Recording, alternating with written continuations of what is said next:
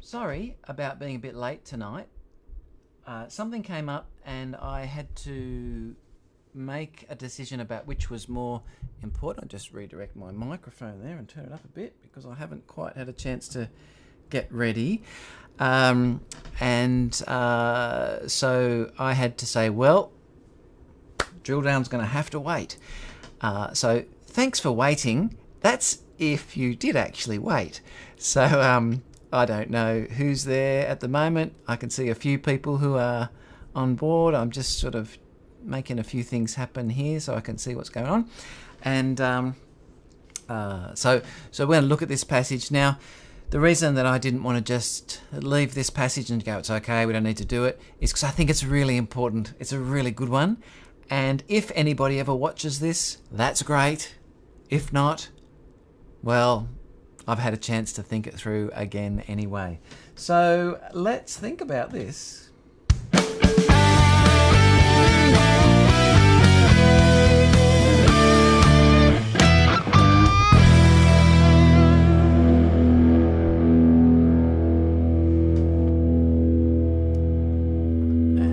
there, whoa, what are we doing there? Fade to black, what's going on? Who knows what's happening there? Let's turn that off. Oh. And so remember what we're looking at is the... there's a few people watching. There's actually people watching. That's great. We're looking at Matthew's Gospel and we're looking at Matthew chapter 21. Matthew only records one visit of Jesus to the temple. And this one visit, it's not saying he only went once.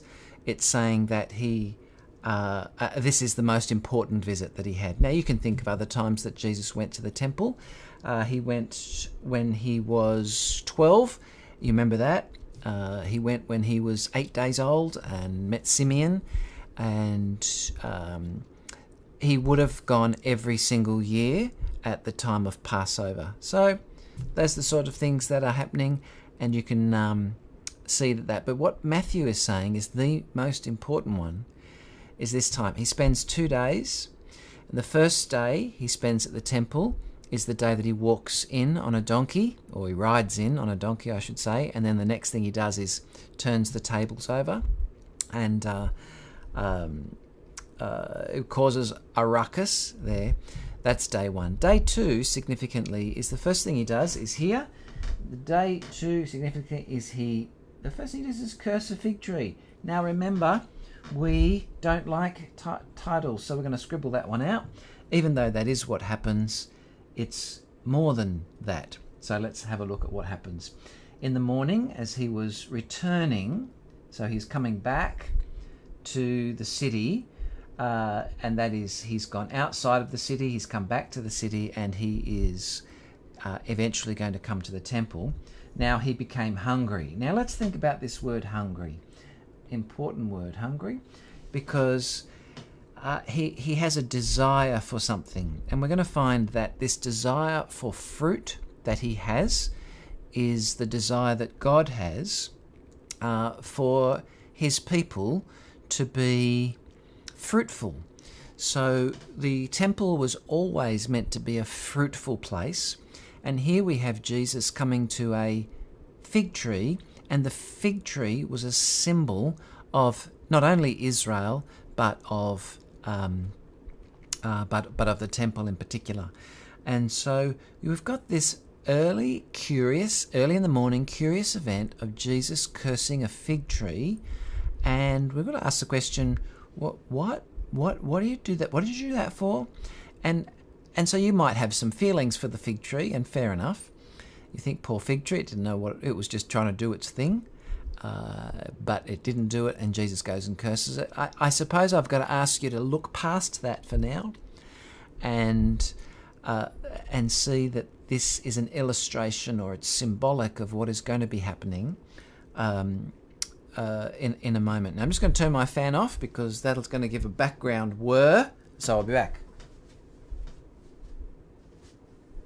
Too far away. There we go. Turn that one off. back again. So what is happening is we're hearing that Jesus has cursed the symbol of the temple, and now he's going to enter into the temple. Now, there is another point about this particular fig tree, and that is that it withered at once. Now, there is an emphasis on the rapid demise of this, or the immediate. Maybe immediate is better. So this idea of at once is important to get, because what we see is it happens again here. And so our attention, the disciples' question is drawing our attention, if we didn't get it, to the rapid nature, of the withering of the fig tree. And what is going to happen is that it's basically saying it's time now. This is a crisis moment in Israel's history. As the Old Testament has said, there will be a day when the Lord will come to his temple, and there will be this assessment of what is going on. And if it's good, then it'll be great. But if it's not good, then there will have to be a sense of judgment. And I want to say sorry if there is some buffering happening. I don't know what's going on there. I'll have to get a new modem or something. I'll try and fix that. But we'll see how we go. It says not receiving enough video. But if you can handle it through those pauses, those bufferings, that'd be great, because it's a bit of a pain, but we'll get there. You could pause and give it a chance to buffer, and it should be okay. It should come through. But anyway, we'll see how we go. You see that the disciples marveled, saying how the fig tree withered at once, how quickly it withered. Now here we go. Jesus says a very curious thing, which has been thought of in a million different ways within the church. He says this: if you have faith, truly I say to you, if you have faith and do not doubt, you will not only do what has been done to the fig tree, but you will even say to this mountain, be taken up and thrown into the sea, and it will happen. And whatever you ask in prayer, you will receive if you have faith. So you can see that this would be a controversial passage. Maybe controversial is the wrong word. Probably a better word than controversial would be a fascination with this passage. And so there is some sense that, is this something Jesus is telling me that I now have the capability of doing?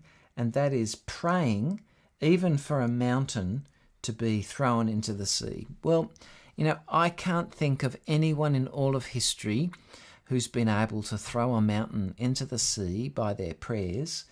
And so we've got to ask the question, is all of Christianity getting it wrong in prayer?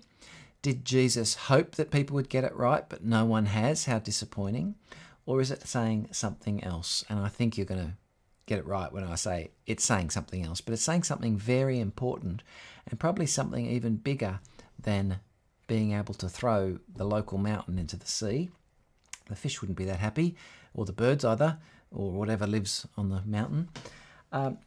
He's saying to them, to the disciples, look, if you have faith and do not doubt, you will not only do what has been done to the fig tree, this mountain.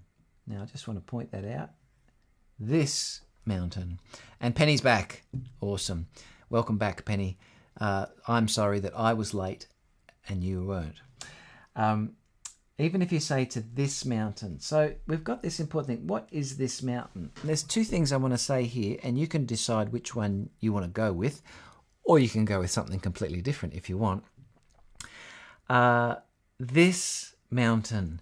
So presently, Jesus is standing on the Mount of Olives, and there is prophecy in Zechariah, I think, that the Mount of Olives will split open and people from the east will flood in to the temple and will fill the temple, that sort of thing.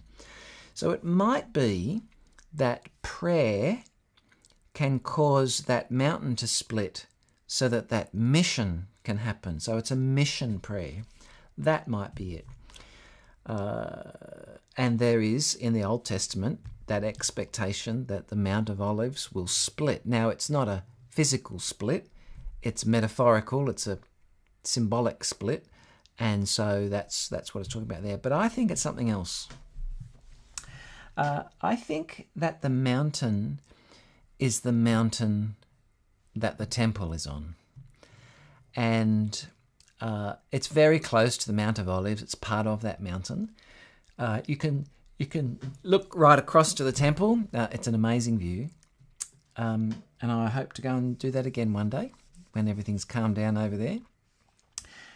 But I think that the mountain that is being cast into the sea is the temple.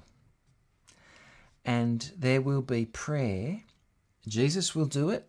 He will do it any day now, or as we come into these passages.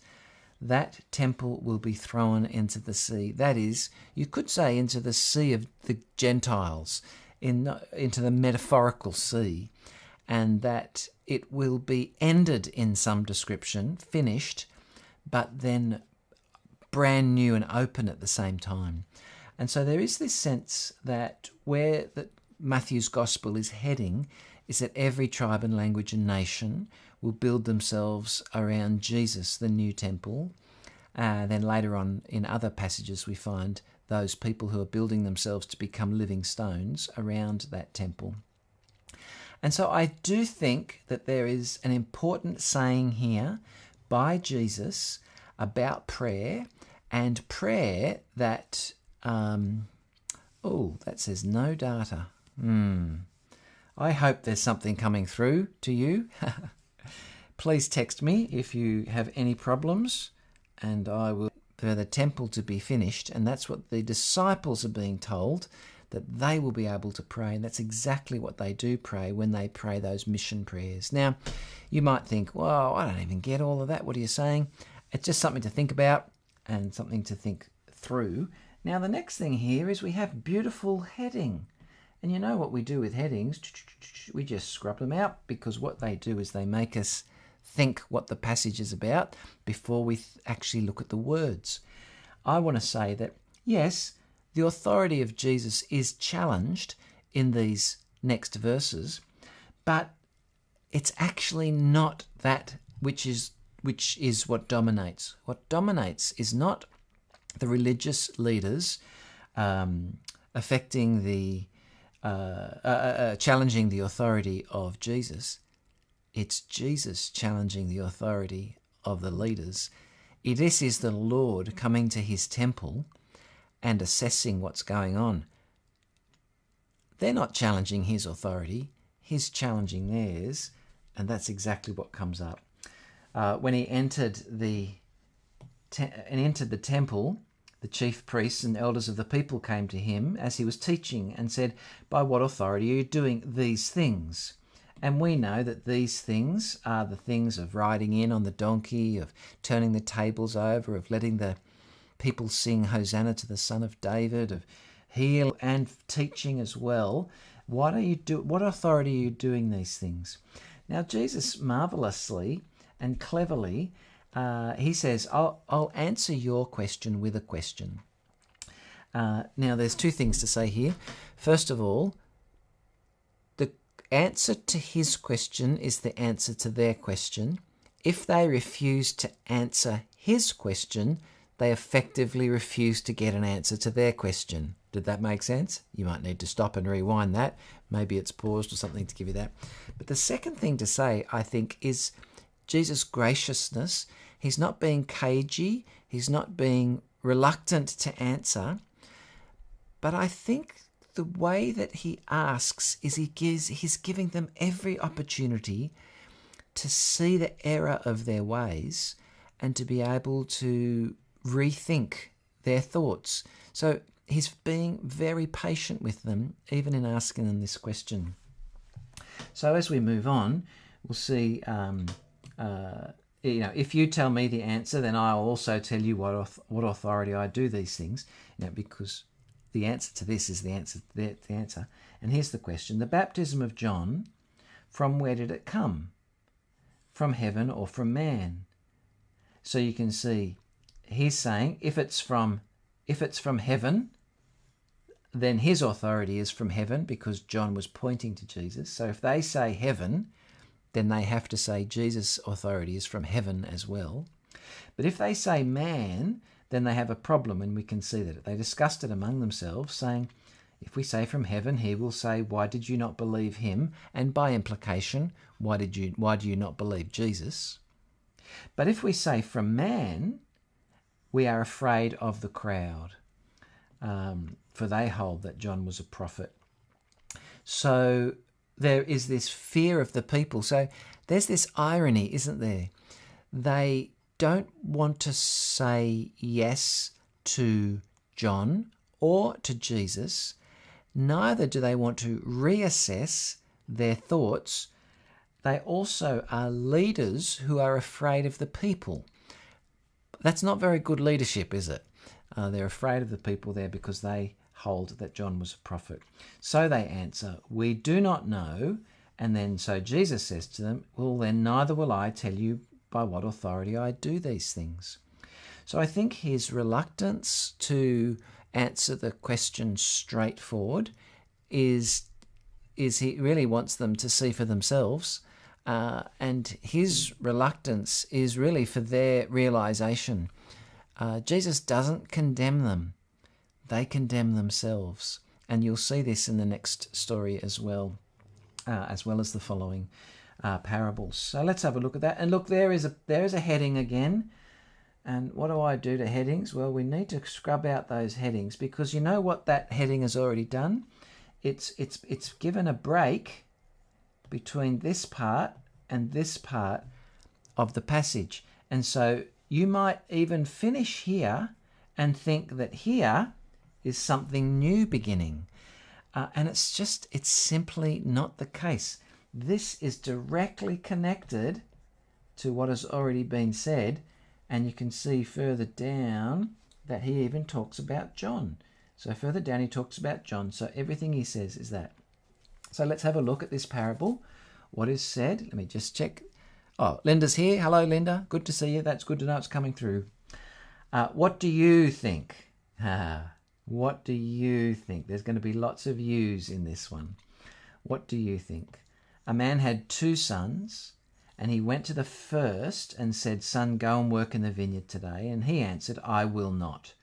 But afterwards he changed his mind and went in and went. And he went to the other son and said the same. And he answered, I go, sir, but did not go. Now the question is, which of the 2 did the will of his father? Now the Pharisees, by answering this question, are going to dig a hole for themselves. They're going to put themselves in hot water. They said, the first. Okay, so let's highlight that. The first. Do that.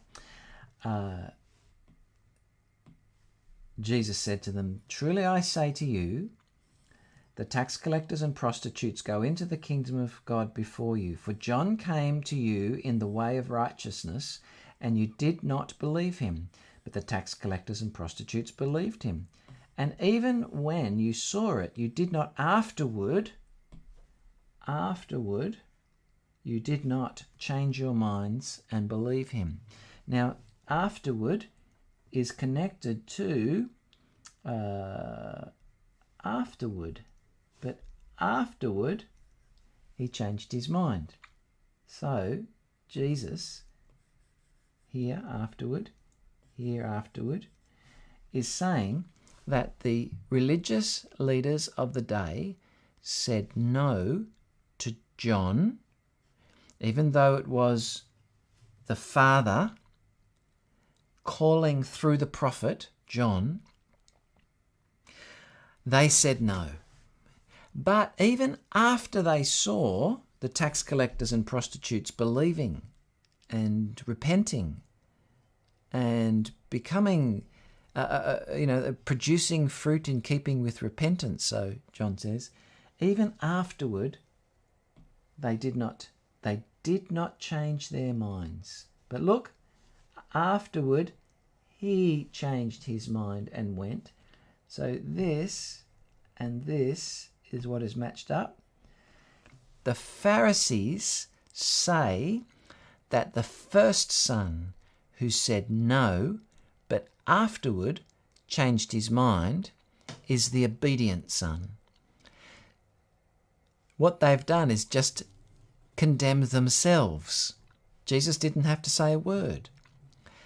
They have said the better son is the one that changes their mind. And I suppose there's some sense that Jesus would be reaching out to them to change their minds. And yet they don't. They refuse to change their minds even after they see what John the Baptist did. And all this is the beginning of the answer to by what authority do you do these things? So, first of all, we've got Jesus saying to them that actually their authority is the one that is being diminished or is being taken away. Now we have a heading and we want to cross that heading out. Again, why? For want of not being repetitive, but hopefully reinforcing, those headings psychologically tell you to stop what you read before and that this is something new. And so you go, oh, okay, here's another story. But it's directly connected, okay? It's directly connected and we can't miss that. We've got to see that there is a chain connecting these two, and it's all stemming from this question, by what authority are you doing these things? This is all this question. So they're challenging Jesus' authority, but what he's doing is changing it around. So then we have the parable of the tenants. See, here another parable. There was a master of a house who planted a vineyard and who put a fence around it and dug a wine press in it and built a tower and leased it to tenants and went into another country. When the season for fruit, remember, fruit, the fig tree, when the season for fruit drew near, he sent his servants to the tenants to get his what? Fruit. He's come for fruit. Now remember, at the beginning of the morning, Jesus has seen a fig tree, has come for fruit, and there's nothing on it. And so it's going to be cursed because it's not being fruitful. And now we have the temple and temple leaders exactly doing the same thing. And the tenants took his servants and beat one, killed another, and stoned another. Again he sent more servants, more than the first, and they did the same to them. Finally, so these other servants are in the Old Testament are the prophets that God sent over and over and over and over for 2,000 years of prophets coming over and over and over and over and over, but being rejected. He said the same to them. Finally, he sent his son, and we know this is Jesus, saying to them, they will respect my son. But when the tenants saw the son, they said to themselves, this is the heir. Come, let us kill him and have his inheritance. And they took him and threw him out of the vineyard and killed him. Now, a little point to say here is this one. They threw him out of the vineyard. And in some sense, this is Jesus foretelling the kind of death that he was going to die, in that he was going to be thrown out of the city. He is thrown outside the city gates. It's interesting to note that the site of the crucifixion is inside the city gates today, And there was some time that people felt, well, there's something wrong here because this can't be the place of the crucifixion because this is inside the city gates, until they realised, wait a minute, the city has grown and the gates have been expanded. So at the time of the 1st century, when this was happening, around 33 AD, there was the city gates were much in a much smaller area, and so he was in fact crucified outside the city gates. And the place that you can go to today, which is said to be the place of Golgotha, the place of the skull, the place where Jesus died, it's probably pretty close, if not spot on.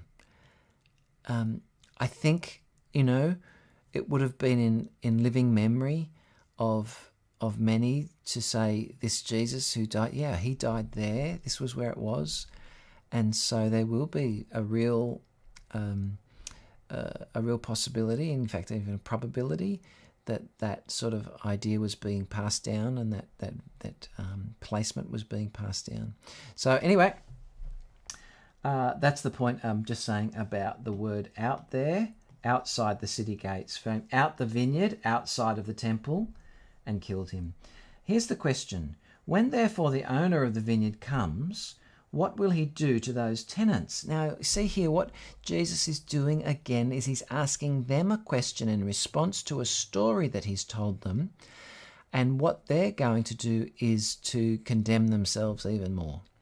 That it's not Jesus' pleasure in catching them out. No, I really think he is giving them every opportunity to see the error of their ways and to be able to turn. He doesn't just give them 1 or 2 chances, actually gives them 3 chances, which we'll find next week. But this chance here is clear today. What do they say? Well, they said to him, and here's what the religious leaders say to Jesus as to what that owner should do to the tenants. They are basically saying, this is what you should do to us. But they don't realise it. And here it goes. He will put those wretches to a miserable death, and let the vineyard to other tenants who will give him the fruits. Fruits again. In due season, in their season. Jesus now says, you. He's now saying, the point of my story is I'm pointing straight to you. You're the one. That's it, you. Have you never read in the scriptures, the stone the builders rejected, well, who are they rejecting? They're rejecting Jesus, has become the cornerstone. So they, in their own scriptures, in Psalm 118, put that in there. In Psalm 118, it says exactly these things.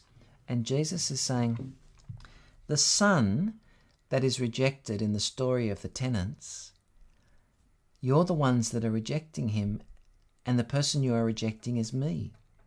And so you see what he's saying about his own authority. Do you see how he's continuing to answer the authority question by giving them this story about the failure of their own authority and his ultimate authority? Therefore, I tell you, the kingdom of God will be taken away from you and given to a people producing, look at that, it's there again, its fruits. And then there is this solemn and urgent saying, the one who, whoops, I didn't want to do that. The one who falls on this stone, cornerstone, will be broken to pieces. And it really means that really broken out of there. And when it falls on anyone, it will crush him. Now, there have been a couple of people who've read this between being broken or crushed. And so people have said rightly, when you come to Jesus, we are broken. We are our self-confidence and self-righteousness is broken.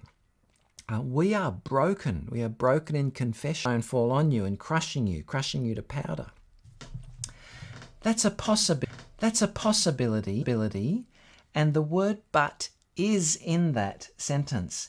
But the but word in that sentence is a very light but.